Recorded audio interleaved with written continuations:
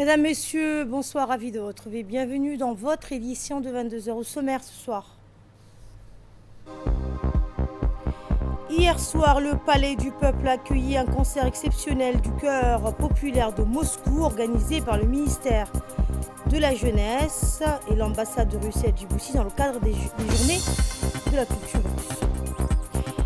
Et dans l'actualité internationale, à l'occasion de la COP30, l'OIM tire la sonnette d'alarme sur l'urgence de protéger les déplacés climatiques. C'était les titres. Bonsoir et merci de nous accueillir chez vous, sous l'égide du ministère de la Jeunesse et de la Culture et en partenariat étroit avec l'ambassade de la Fédération de Russie à Djibouti. S'est tenu hier soir au Palais du Peuple le concert du chœur populaire de Moscou, organisé dans le cadre des Journées de la culture russe à Djibouti. Cette soirée artistique a offert au public djiboutien un voyage musical unique, mettant en lumière la richesse et la profondeur du patrimoine vocal russe à travers des chants traditionnels, populaires et contemporains, magnifiquement interprétés. L'événement s'est déroulé en présence du Premier ministre, Abdulkader Kamil Mohamed, du ministre de l'Enseignement supérieur et de la Recherche, Dr Nabil Mohamed Ahmed, de la ministre de la Jeunesse et de la Culture, Dr Hibo Momin Assoué, ainsi que de l'ambassadeur de la Fédération de Russie à Djibouti. Leur présence a souligné l'importance de cette initiative culturelle qui vise à renforcer les liens d'amitié et de coopération entre Djibouti et la Fédération de Russie. La cérémonie a également rassemblé les ambassadeurs et représentants diplomatiques des pays frères et amis, de nombreux responsables d'institutions publiques, une forte mobilisation de jeunes ainsi que des membres actifs de la société civile. L'enthousiasme du public a illustré l'intérêt croissant pour les échanges culturels internationaux, tout comme l'engagement continu du ministère de la Jeunesse et de la Culture à promouvoir des initiatives artistiques d'envergure. Ce concert s'inscrit dans une série d'activités destinées à célébrer la diversité, encourager les rencontres interculturelles et consolider l'amitié entre les peuples djiboutiens et russes. À travers cette collaboration, les deux pays réaffirment leur volonté de développer un dialogue culturel riche et durable. Écoutons un extrait du mot de l'ambassadeur de Russie à Djibouti. Plaisir de vous saluer au Palais du Peuple de la République de Djibouti, principal lieu pour les plus importantes réunions politiques et cérémonies officielles. Je suis très heureux que l'administration djiboutienne ait bien accordé cette magnifique scène à la disposition des artistes russes de Moscou ce soir. Aujourd'hui, pour la première fois dans l'histoire des relations bilatérales, nous inaugurons les Journées de la culture russe à Djibouti.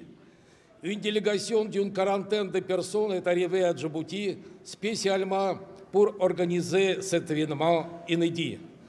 Dans le cadre d'une série d'événements culturels, la Bibliothèque nationale de la République de Djibouti accueille un festival du film russe, des masterclass de la langue russe animés par les professeurs de l'Université de l'amitié des peuples Patrice Lumumba de Russie et un concert de gala de chœur populaire de Moscou. Cette série d'événements est organisée par l'ambassade de Russie à Djibouti, le ministère de la Culture de la Fédération de Russie, agence appropriée Roskino et Rosconcert, avec le soutien du ministère de la Jeunesse et de la Culture de la République de Djibouti, de l'Agence nationale pour la promotion de la culture de la République de Djibouti et du Palais du Peuple de Djibouti. Je me rejoins de constater le développement actif des liens culturels et humanitaires entre la Russie et Djibouti. Écoutons à présent un extrait du discours de la ministre de la Jeunesse et de la Culture. Avec un immense honneur et beaucoup de joie que je prends la parole ce soir à l'occasion de cette semaine de la culture russe à Djibouti qui a démarré cet après-midi à la Bibliothèque et Archives nationales, notamment par le Festival du film russe conduit par l'agence russe Roskino, chargée de la promotion du cinéma russe à l'international. Cette première action phare de la semaine culturelle russe a incarné la vitalité et la profondeur de la créativité artistique et philosophique du cinéma russe, tout en témoignant de la solidité et de l'amitié qui unissent la République de Djibouti et la Fédération de Russie. Cette belle réussite découle du cadre du protocole d'accord culturel qui unit nos deux pays, document fondateur traduisant notre volonté commune de promouvoir la coopération dans les domaines des arts, de l'éducation, du patrimoine et de la formation, surtout dans les secteurs des ICC. À ce sujet, je souhaite également dire que Djibouti a participé au plus haut niveau à plusieurs événements culturels internationaux organisés par le ministère de la Culture de la Fédération de Russie. Et en passant, je remercie la ministre de la Culture de la Fédération de Russie. Ces engagements témoignent de notre détermination à favoriser les échanges interculturels, encourager la créativité et faire rayonner la diversité culturelle sur la scène mondiale. Excellences, Monsieur le Premier ministre, Mesdames et Messieurs, les projections filmiques ou des films, les expositions, les concerts et les ateliers linguistiques qui accompagnent cette semaine offrent à notre jeunesse et au public djiboutien en général, mais aussi à nos militaires et enseignants, autant d'occasions de découvrir la poésie, la beauté et la richesse de la langue et de la culture russe, tout en partageant la créativité et le dynamisme djiboutien. Ce soir, nous avons le plaisir de poursuivre ces célébrations avec un spectacle exceptionnel présenté par le chœur populaire folklorique de Moscou, un véritable trésor vivant de la culture russe et un ambassadeur de la musique et des traditions qui traversent les âges. La musique, les chants et la danse ne connaissent pas des frontières. En effet, la culture est une langue universelle qui unit. Elles sont des instruments puissants de dialogue, de compréhension et d'amitié. En accueillant les chœurs populaires de Moscou, Djibouti réaffirme sa volonté de promouvoir les échanges interculturels et de renforcer le lien humain qui unissent nos nations. L'Agence nationale pour la promotion de la culture, l'ANPC, sous l'égide du ministère de la Jeunesse et de la Culture et en partenariat avec l'ambassade de la Fédération de Russie à Djibouti, a organisé hier la cérémonie d'ouverture officielle du Festival du film russe, un événement majeur qui donc inscrit dans le programme des Journées de la culture russe à Djibouti. Cette série d'activités culturelles se tient les 15 et 16 novembre à la Bibliothèque nationale. Donc cette série d'activités s'est tenue hier et aujourd'hui. Elle a donc accueilli pour l'occasion un public passionné de cinéma, de culture internationale et de découverte artistique. La cérémonie d'ouverture s'est déroulée en présence du directeur général de l'ANPC, Mohamed Hussein, de l'ambassadeur de Russie à Djibouti, ainsi que du conseiller principal de la ministre de la Jeunesse et de la Culture, témoignant de l'importance accordée à cette coopération culturelle bilatérale.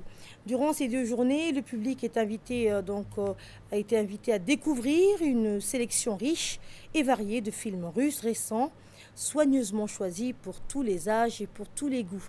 Écoutez le conseiller principal de l'ambassade de Russie à Djibouti. Pour la promotion de la culture de la République de Djibouti. Je me réjouis particulièrement du développement actif des liens culturels et humanitaires entre la Russie et Djibouti. En 2025, l'événement culturel Nuit du cinéma s'est tenu pour la première fois à Djibouti, dans le but de promouvoir le cinéma russe et de faire découvrir le cinéma et la langue russe au public étranger. Suivant à présent un extrait de l'intervention du directeur général de l'Agence nationale de la promotion de la culture.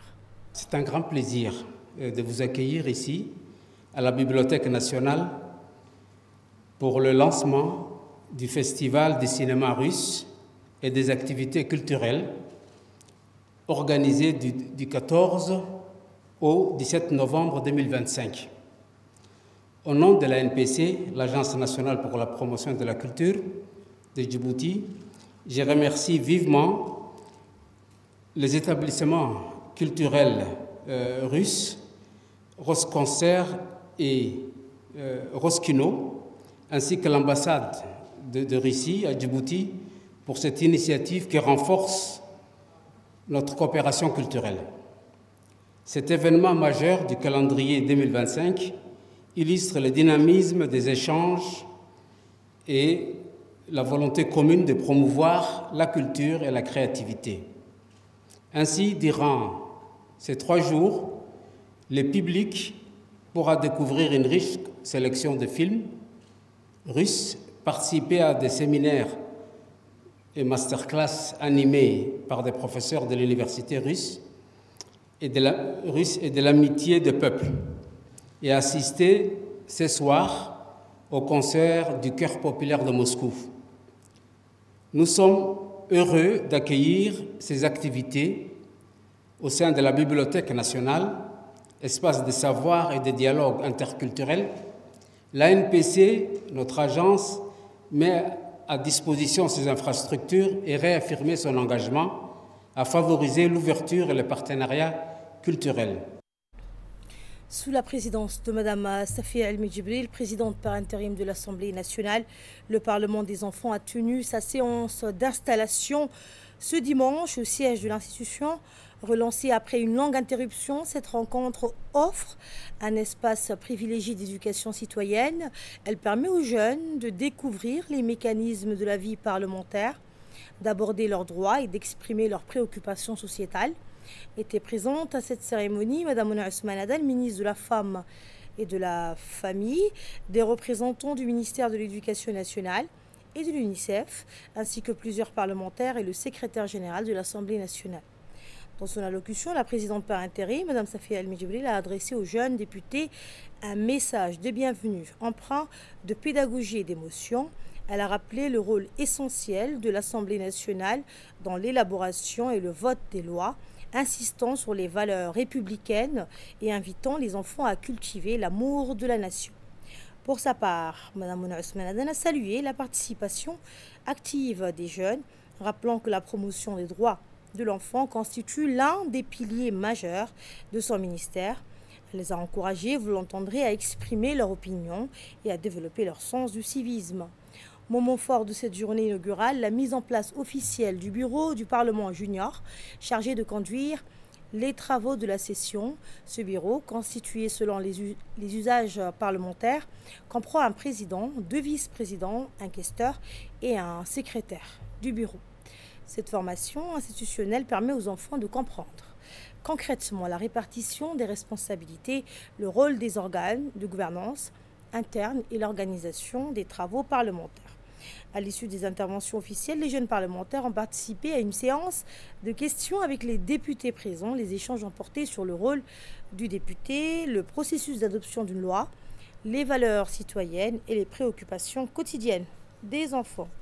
Dans son discours, la vice-présidente de l'Assemblée nationale, Mme Safia El Medjibril, a accueilli chaleureusement les enfants parlementaires tout en les encourageant donc à devenir des acteurs à part entière. On l'écoute. Je tiens à rappeler que cet événement est âgé de 28 ans aujourd'hui, renouvelable tous les 3 ans avec un nouveau Parlement.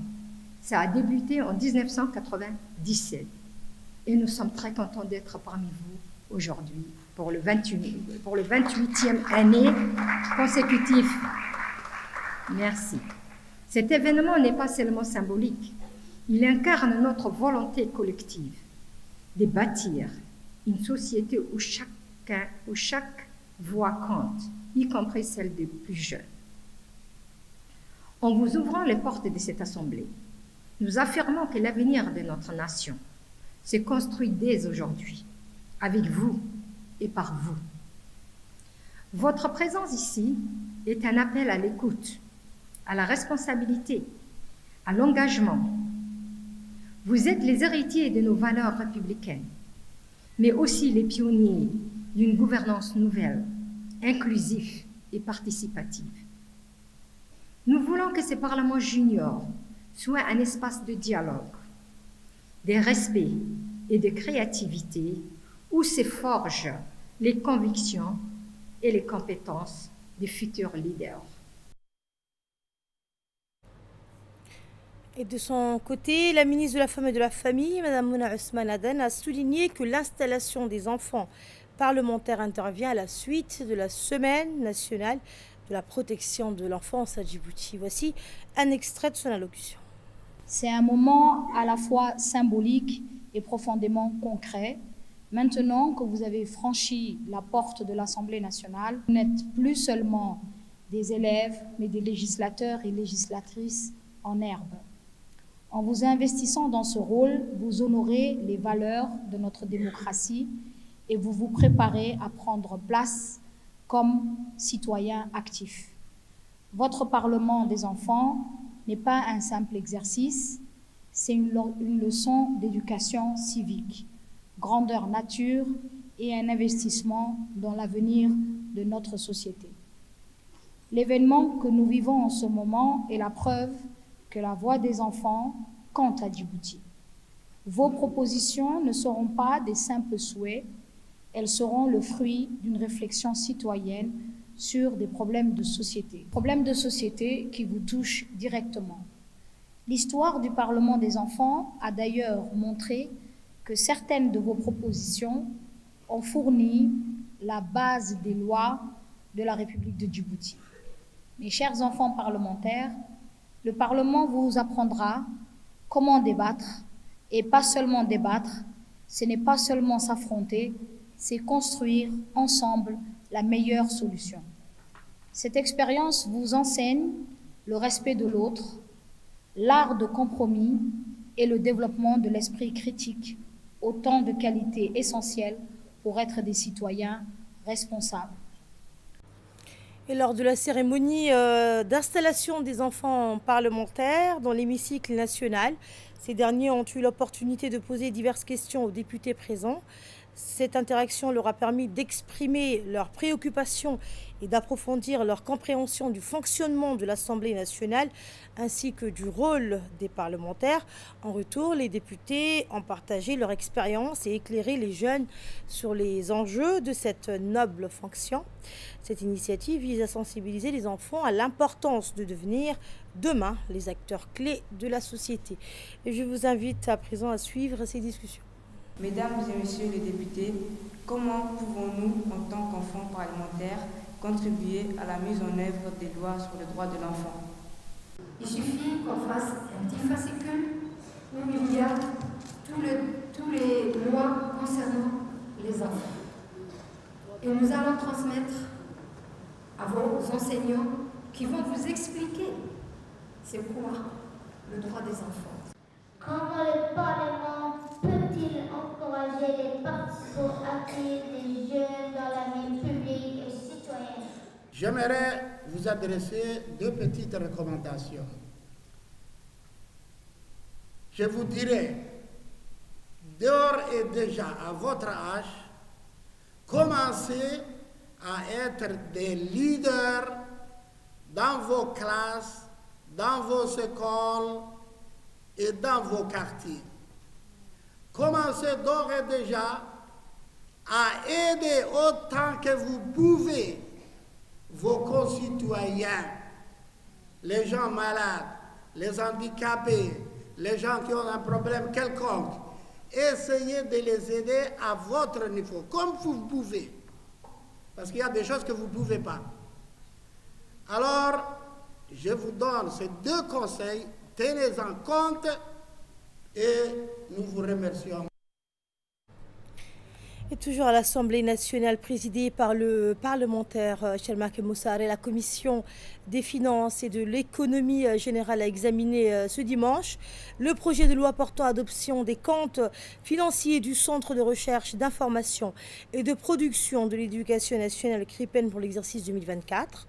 Le gouvernement est représenté par le ministre de l'Éducation nationale et de la formation professionnelle, Moustapha Mohamed Mahmoud, accompagné du directeur général et des hauts cadres du CRIPEN.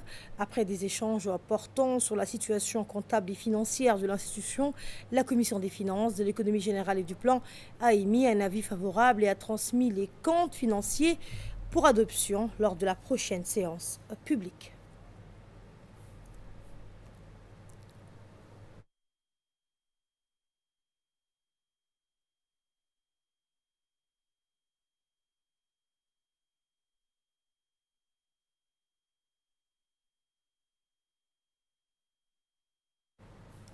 Santé à présent, dans le cadre de la campagne internationale Novembre Bleu, le centre hospitalier universitaire de Djibouti a organisé hier une journée de dépistage gratuit du cancer de la prostate à l'hôpital général Pelletier.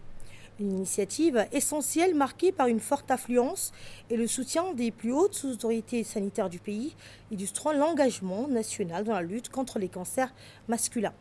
On prépare à cette journée le ministre de la Santé, Dr Ahmed Roble, le directeur général du CHU de Djibouti, Dr Omar Mohamed Ismail, et le directeur technique de l'hôpital Pelletier, Dr Suleiman Nouraye. Leur présence a souligné l'importance de ce programme, de leur prévention, ainsi que, alors que le cancer de la prostate demeure l'un des cancers les plus fréquents chez l'homme, eh bien, tôt le matin, les équipes médicales spécialisées du CHU ont assuré sans interruption les séances de dépistage.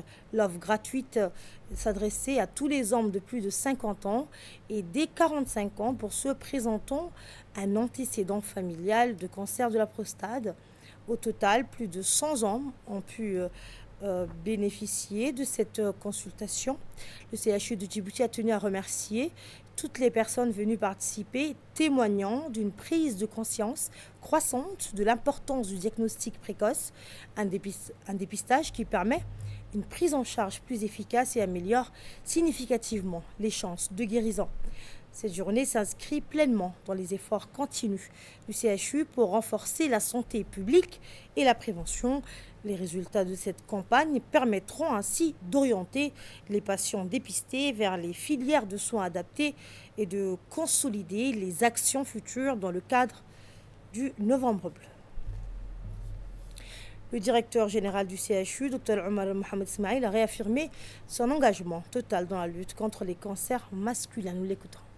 À tout Djiboutien au-delà de 45 ans de venir se dépister du cancer de la prostate à l'hôpital Pelletier. La prévention est une des missions du CHU, permettre à la population djiboutienne de venir régulièrement dans les hôpitaux, pas forcément lorsqu'ils sont malades, mais venir aussi se dépister, que ce soit donc d'autres maladies, mais en particulier pour le mois de novembre, le cancer de la prostate. C'est gratuit pour la journée d'aujourd'hui. Nous demandons à tout Djiboutien 45 ans et plus de venir se dépister à l'hôpital Pelletier. C'est une première. Novembre Bleu, c'est une première que nous avons organisée ici à l'hôpital Pelletier. Nous souhaitons vraiment le faire chaque année au mois de novembre. À votre côté, vous avez donc Dr Moussafa, urologue, qui a eu donc cette initiation, qui a initié donc ce projet. Nous souhaitons maintenir ces projets organisés une fois par an gratuitement à l'hôpital Pelletier et voir si on pourra aussi organiser dans les régions. Mais nous avons aujourd'hui le plaisir de vous dire que même les gens des régions sont ici aujourd'hui à l'hôpital Pelletier pour se dépister. Mieux vaut se dépister qu'attendre lorsqu'on aura le cancer. Dans le reste de l'actualité, le ministère de l'Éducation nationale et de la formation professionnelle, en collaboration avec la Fondation Paul Gérard-Lajoie, a inauguré aujourd'hui la 35e édition de la dictée PGL, un événement historique organisé pour la première fois à Djibouti. La cérémonie, présidée par le ministre de l'Éducation nationale, s'est tenue dans l'amphithéâtre du CFN. Elle a rassemblé de nombreux acteurs du secteur éducatif, parmi lesquels le secrétaire général du MENFOP, Mohamed Abdallah Mahyoub, l'inspecteur général Mohamed Abdou, ainsi que des enseignants, des parents d'élèves et des étudiants. Cette année, le thème retenu, les technologies de l'information et de la communication, s'inscrit pleinement dans la vision stratégique du MENFOP, qui fait du numérique un levier essentiel de transformation du système éducatif djiboutien. Dans son intervention, François Gérard-Lajoie, président de la Fondation PGL, a rappelé la mission de son institution, promouvoir une éducation de qualité et renforcer la maîtrise de la langue française à travers le monde. Il a également souligné l'importance de cette dictée, véritable moment de partage et de fierté pour les élèves et leurs enseignants. Le ministre de l'Éducation nationale a lui aussi salué la portée de cette initiative qui dépasse largement le simple exercice linguistique. Selon lui, la dictée PGL est un outil d'émancipation intellectuelle, encourageant rigueur, persévérance et solidarité et participant au développement des compétences linguistiques essentielles dans un monde en constante mutation. Le ministère de l'Éducation nationale Donc, le ministre de l'Éducation nationale a exprimé sa gratitude envers la Fondation. La finale nationale de la dictée PGL se tiendra en fin janvier 2026 avec un événement officiel prévu le 29 janvier ici à Djibouti-Ville. Écoutons à présent un extrait du discours du ministre de l'Éducation nationale. Pour la première fois, à la dictée PGL, Paul Guérin-Lajoie, qui célèbre aujourd'hui sa 35e édition. Donc, en adhérant à cette initiative d'envergure, notre pays rejoint une grande communauté éducative francophone, mobilisée autour de la valorisation de la langue française et de l'excellence académique et de la citoyenneté. Donc, c'est avec une profonde fierté et un réel plaisir que je procède à l'ouverture officielle de cette édition. La dictée PGL n'est pas qu'un simple exercice linguistique, elle est un outil d'émancipation intellectuelle, un vecteur de rigueur, de persévérance et de solidarité autour des valeurs universelles que notre système éducatif promeut au quotidien. Le thème qui est retenu, c'est les technologies de l'information et de la communication. Et cette thématique ou ce thème s'inscrit pleinement à notre vision stratégique. Il illustre avec justesse la place croissante du numérique dans nos systèmes éducatifs et rappelle que l'école ne saurait rester à l'écart des évolutions technologiques. Le numérique, bien encadré, constitue un puissant levier d'inclusion, de créativité et de transformation pédagogique. Je tiens ici à saluer l'engagement des enseignants, des chefs d'établissement et de l'association des professeurs de français qui mobilise les énergies autour de cette initiative. Votre investissement témoigne donc votre attachement à la promotion de la langue française et à la réussite de nos élèves. Je forme le vœu que cette dictée soit donc une source de fierté pour notre communauté éducative, un symbole d'engagement pour nos enseignants et un moment d'excellence pour nos élèves. Je suis convaincu que certains d'entre eux représenteront, Inch'Allah, avec talent et dignité notre pays lors de la grande dictée internationale. Donc, chers élèves, je vous encourage à faire preuve de rigueur, de patience et de curiosité. Il faut aimer les mots, aimer apprendre. Croyez en vos capacités. Chaque mot bien écrit est une victoire sur l'ignorance. Et suivant à présent un extrait de l'intervention du président de la Fondation PGL, François Guérin-Lajoie. Toute ma gratitude au ministère de l'Éducation nationale et de la formation professionnelle, aux responsables du système éducatif de Djibouti, ainsi qu'aux équipes pédagogiques qui s'engagent avec enthousiasme dans ce projet. Leur mobilisation est la garantie du succès de cette première édition nationale. Je souhaite aussi adresser un mot spécial aux élèves. Vous êtes au cœur de ce projet. La dictée PGL n'est pas seulement une épreuve d'orthographe, elle est un exercice de concentration, de confiance et de dépassement de soi. Vous porterez haut les couleurs de votre pays et qui sait, peut-être représenterez-vous votre pays, Djibouti, dans les finales internationales à Montréal. Je voudrais conclure en réaffirmant que la Fondation Paul Guérin-Lajoie se tient aux côtés du système éducatif djiboutien pour accompagner ce programme dans la durée. Ensemble, nous voulons que cette initiative soit un outil d'apprentissage durable, un moteur de motivation et un vecteur de fierté nationale. Et dans l'actualité également, le MV Africa Sun a été remis à l'eau hier à 17h30 après un mois de travaux intensifs menés au Djibouti Ship Repair Yard. Le navire avait été placé sur le dock, donc flottant, le 15 octobre pour une série d'interventions techniques majeures. Ces travaux ont porté sur l'inspection complète de la coque et des œuvres vives, la maintenance des systèmes électriques et d'automatisation ainsi que d'importantes réparations structurelles sur le pont. Des opérations supplémentaires ont également été menées sur les réservoirs et les réseaux de tuyauterie. Tout au long du chantier, les équipes ont veillé au strict respect des normes de sécurité et des réglementations propres à la réparation navale. L'ensemble des interventions a été conduit conformément aux standards internationaux Pour garantir la bonne exécution du projet, plus de 10 tonnes de pièces détachées ont été acheminées, aussi bien par voie aérienne que maritime. Au total, 150 techniciens qualifiés ont été mobilisés, travaillant en continu pendant 30 jours. Ce chantier représente 108 000 heures de main-d'œuvre, témoignant de l'engagement des équipes et permettant de livrer le navire dans les délais impartis. À la une également, la direction de l'agriculture et des forêts a organisé ce matin un atelier national marquant le lancement officiel du processus d'élaboration du rapport national 2026 dans le cadre de la Convention des Nations Unies sur la lutte contre la désertification. Cette rencontre a également servi de plateforme d'échange avec les différentes parties prenantes engagées dans la lutte contre la dégradation des terres.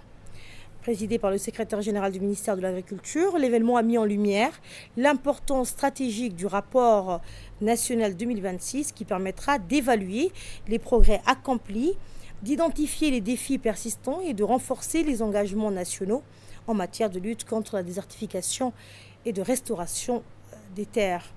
Organisé avec l'UNCCD et le Programme des Nations Unies pour l'environnement, l'atelier a réuni des représentants publics, des acteurs de la société civile, des partenaires techniques et des experts nationaux de l'environnement, des terres et du climat. Écoutez le directeur de l'agriculture et des forêts, Mokhtar Mohamed Wabri. De collaboration étroite entre l'ensemble des parties prenantes.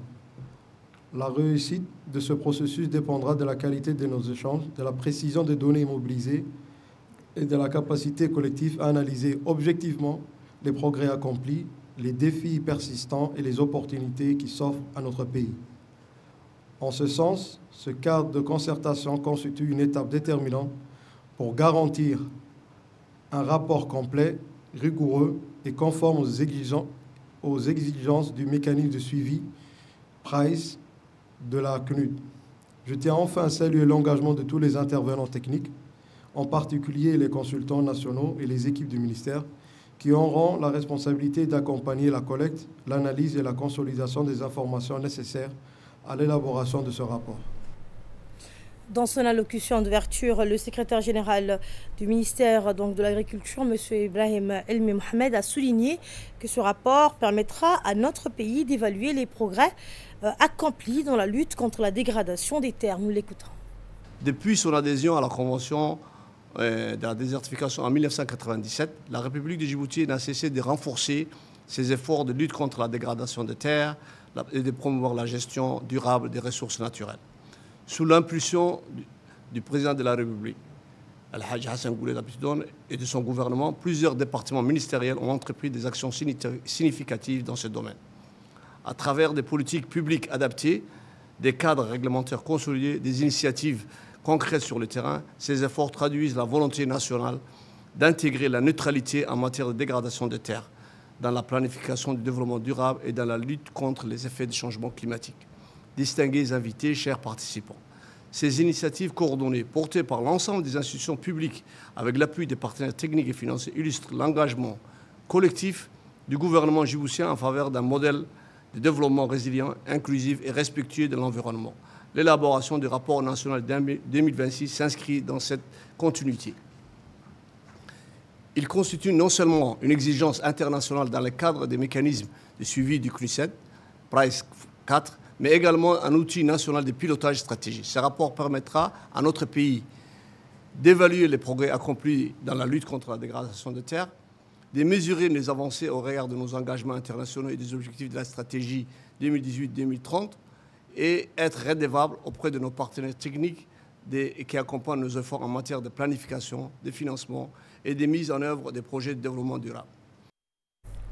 Je vous l'annonçais en titre, en marge de la COP30, l'OIM alerte sur l'urgence de protéger les déplacés climatiques, notamment les migrants, déplacés internes, peuples autochtones et communautés locales exposées aux effets du changement climatique. L'organisation appelle les gouvernements à renforcer les systèmes d'alerte, la résilience et les moyens de subsistance dans les zones à risque afin de garantir le droit de rester ou de revenir chez soi. Selon l'OIM, la conférence pourrait marquer un tournant pour les plans nationaux d'adaptation et le financement climatique en plaçant la mobilité humaine au centre des priorités. Et c'est sur cet appel à l'action mondiale en faveur des déplacés climatiques que s'achève notre édition. Merci de votre fidélité. Très belle soirée à vous et à demain pour une nouvelle édition, Inch'Allah.